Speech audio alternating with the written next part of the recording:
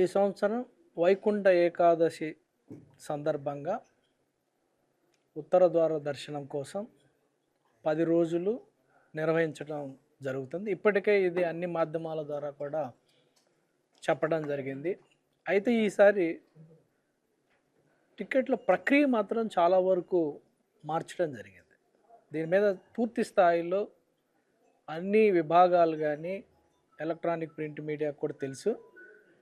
అందరి stake holders కూడా discuss చేసి చాలా పగడ్బందీగా ప్లాన్ అయితే చేయటం జరిగింది. దీంట్లో టెక్నాలజీని మ్యాక్సిమం ఉపయోగించుకొని రిస్క్ పారామీటర్స్ అని అనలైజ్ చేసుకొని ఆఫ్లైన్ టికెట్ ద్వారా తిరుపతిలో ఇచ్చే విధానానికి పూర్తి స్థాయిలో స్వస్తి చెప్పి ఈ 10 రోజులు ఒక ఒక ఒక మోడల్ తయారు చేయటం జరిగింది. ఈ మోడల్ ఇప్పటికే రిలీజ్ చేశాం. అది ఈరోజు న్యూస్ పేపర్స్ కూడా అన్ని న్యూస్ పేపర్లో కూడా క్యారీ చేయటం జరిగింది. దీనివల్ల చాలా రకాలైన ప్రయోజనాలు ఉన్నాయని చెప్పొచ్చు.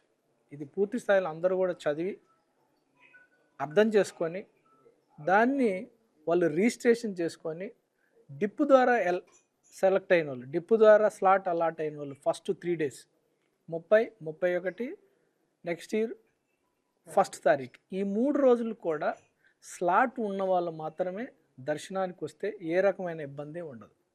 అడ్మినిస్ట్రేషన్ మీద బర్డన్ ఉండదు. స్లాట్ లేకుండా వచ్చిన వాళ్ళు ఇక్కడ వచ్చి మళ్ళీ వెయిట్ చేయటం కూడా బాగుండదు. ఎందుకంటే 2nd తారీఖు నుంచి మాత్రమే సర్వదర్శనం ఉంటుంది కాబట్టి. సో అందుకని అందరికి కూడా ఒకటే విజ్ఞప్తి, టీటీడీ అన్ని రకాలకు కూడా ఇప్పటికే సూచనలు చేసింది.